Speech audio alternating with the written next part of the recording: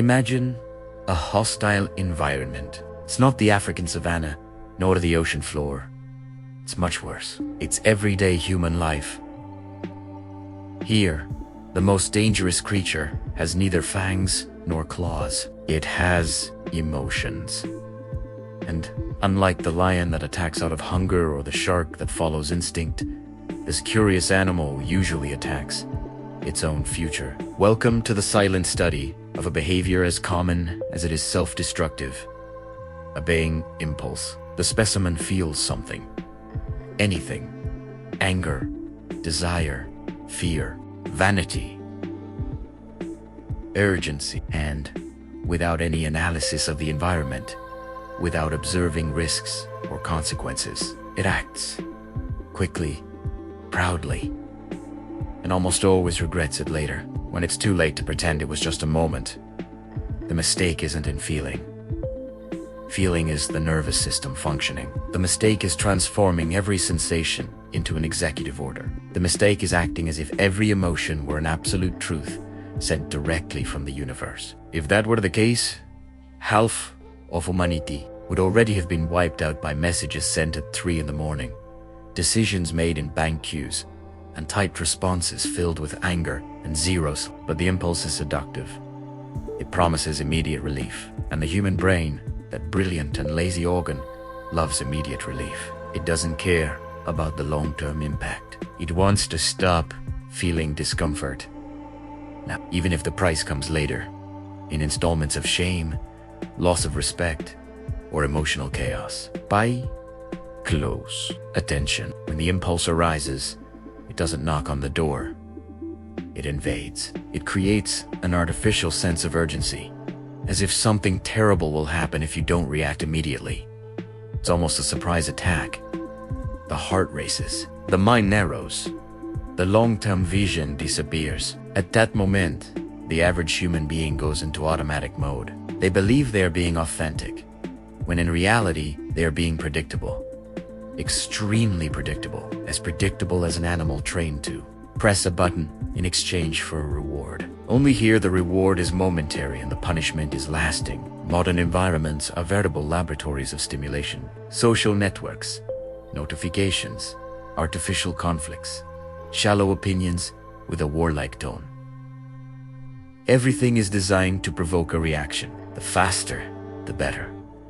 The more emotional, the more engagement. The individual reacts, thinking they are expressing themselves, when in reality, they are feeding a system that profits from the lack of pause. And the most curious thing is that nobody needs to force anyone to do anything. Just poke the right emotion, a pointed comment, a strategic silence, a provocation disguised as an opinion. That's it. The impulse takes control and the show begins. But here enters the rare, almost endangered element. The individual who feels all of this and does nothing. He feels the anger rising. He observes. He feels the urge to respond. Observes. He feels the desire to prove something. He observes, and he waits.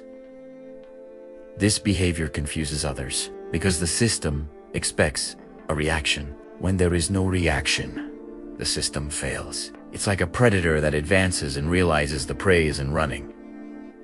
The discomfort shifts sides. Silence becomes tension. The pause becomes power. There's a critical moment in this documentary. It's the point where the impulse peaks. That's where most people fail. That's where the finger trembles on the send button. That's where the tongue itches. Reply. That's where the impulsive decision seems irresistible. The narrator observes in slow motion. The breathing changes. The body wants to act. And then, nothing happens. The individual holds back. They don't repress. They don't explode afterward. They simply don't obey. This is the instant when something reorganizes itself internally.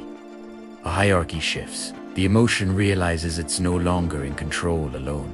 Over time, this behavior creates a different creature. No longer reactive. No longer predictable. no longer easily manipulated. Someone who understands that emotion is information, not an order. Who understands that not every desire needs to become action. Who understands that the world constantly tests who you are when no one is watching, especially in small moments. Because it's not the big decisions that destroy lives. It's the small, repeated onus made on impulse, justified later with ready-made phrases. The suspense here isn't in what will happen externally. It's in the silent question. Will he react this time? Will he fall into the trap? Will he take the emotional bait? And when he doesn't, something interesting happens in the atmosphere. People become restless. Some persist. Others distance themselves. Some try to provoke more forcefully, because losing control over someone who previously reacted easily is disconcerting. Calm becomes a threat.